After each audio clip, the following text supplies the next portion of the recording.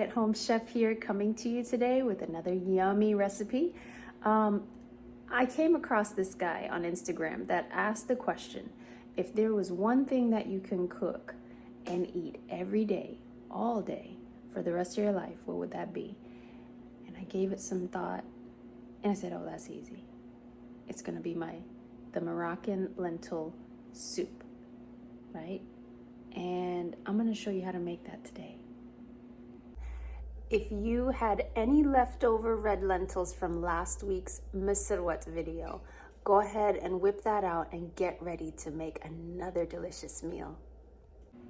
What's amazing about this recipe is you just need a few staple pantry items and just about an hour of your time. It is so good, healthy, vegan, and just all around delicious.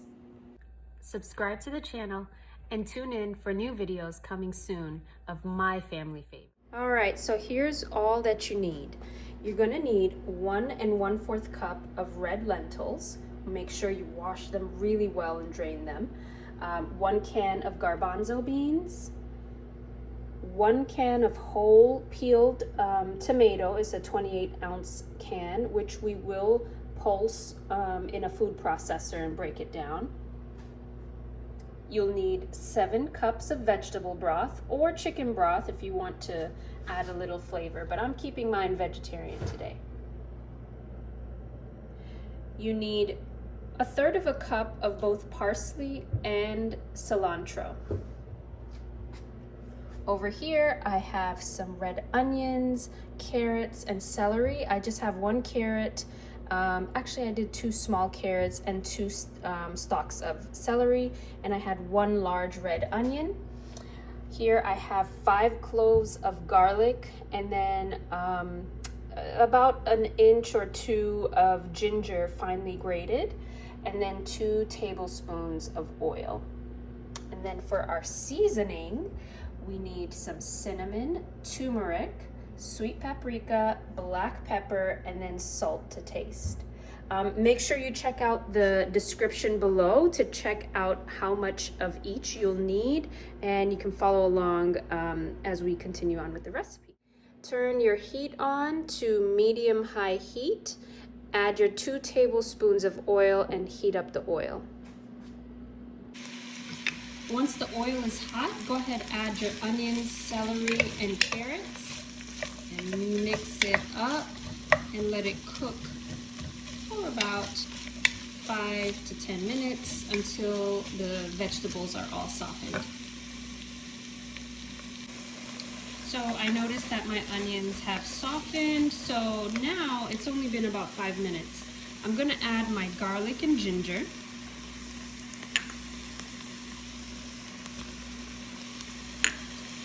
And cook that for another just couple minutes. The idea here is not to brown the vegetables. I just want to cook it down slightly and not completely brown them. So now that the vegetables are cooked down and nice and soft, you can add your seasoning. I'm going to add about 1 teaspoon of cinnamon, but I like mine really flavorful. Nice. And then you need 2 teaspoons of sweet paprika. So just put that in there. And then 1 teaspoon of turmeric. Put that in there. Turmeric is so good. A wonderful way to boost the immune system. I add a little extra dose, as you can see. And then lastly, just add yourself a little black pepper, about 1/2 teaspoon.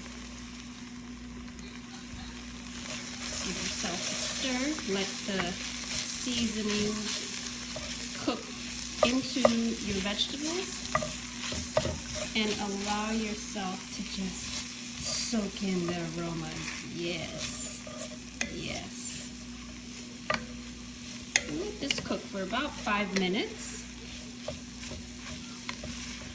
and then we'll be ready to add our tomatoes. I learned that toasting your spices is called blooming, and so I am blooming my spices here. If you think about just, really creating the flavors to burst into your sauce or whatever soup, stew, whatever you're making. So really take your time. Again, just about 5 minutes, and just toast those spices nicely into your dish. Check me out using chef terms. Blooming my vegetables. Wait, no. Blooming my spices. Yeah. This thing is looking and smelling good. Now I'm ready to add my pureed tomatoes, whole tomatoes. I put it in my food processor. For those that know me and have seen other videos of mine, this is probably one of the greatest investments in my kitchen. So I just absolutely love that I have it. It makes a world of difference in my cooking. So I just toss everything in there. Don't leave anything out, right? I think most of it's out. Here's how you know you don't leave anything out. Pour your vegetable broth into your food processor and go ahead and get all of the tomatoes out.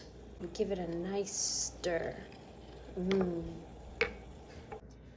So if you did not know, in this particular recipe, you have two of the most amazing ingredients, turmeric and cinnamon here, which they both are anti-inflammatory, and they're both loaded with antioxidant properties. So, this is just an overall great recipe, a feel-good recipe, because it's nice and warm, has these warm spices in it, but not to mention the medicinal pieces that just helps boost your immune system and just makes you feel good eating it and having seconds or even thirds, right?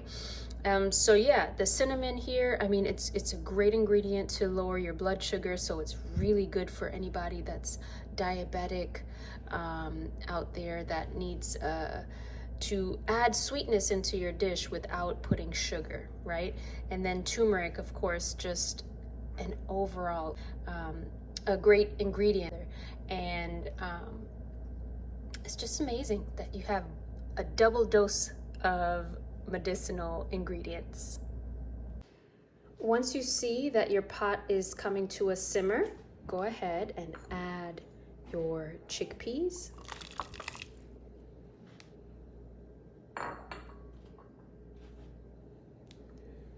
And then add your cleaned red lentils. Just gonna do it this way so it doesn't splash on me. Oh Lord.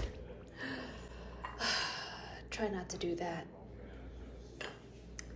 Add your cilantro and parsley. I honestly don't know which is which in this case, but just put it all in there. And give it a nice stir. That should be on a shirt somewhere. Give it a nice stir. Once you have all your ingredients in the pot, go ahead and give it a good stir. Let it simmer uncovered for about 35 to 40 minutes until the red lentils are broken down and it thickens up your soup. 1 hour later. So after about an hour of cooking, I actually let it sit for a little bit longer. I know I said 40 minutes, but the longer you let this cook, the thicker it gets. I just tried it. The seasoning is perfect.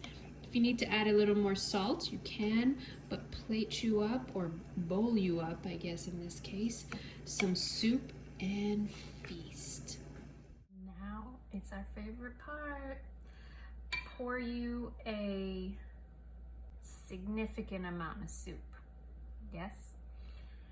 I like to add a little bit of dates. You do not have to, but it just tastes amazing.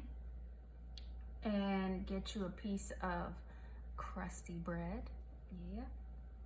And just dive on in. I'm gonna get a little bit of everything. Carrots, celery, dates, soup. Let's see.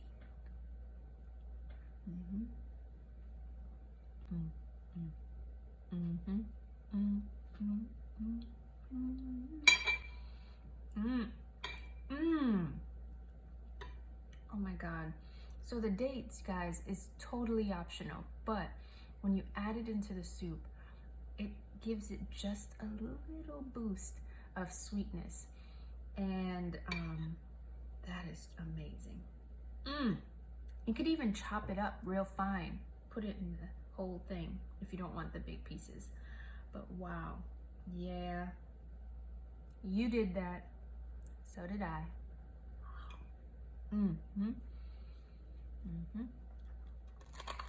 Ow, almost broke my tooth. Maybe it was a little too crispy. Crusty, whatever. Serve it up with a side salad. It can be a simple salad because the star of the show is this beautiful soup. Try this recipe. It is gonna be a family favorite of yours as well. So if you haven't done so already, you already know what to do. Click like, click share, get notified when I'm posting other videos. Subscribe to the channel if you are interested in other yummy recipes. Well, thanks for joining. See you next time.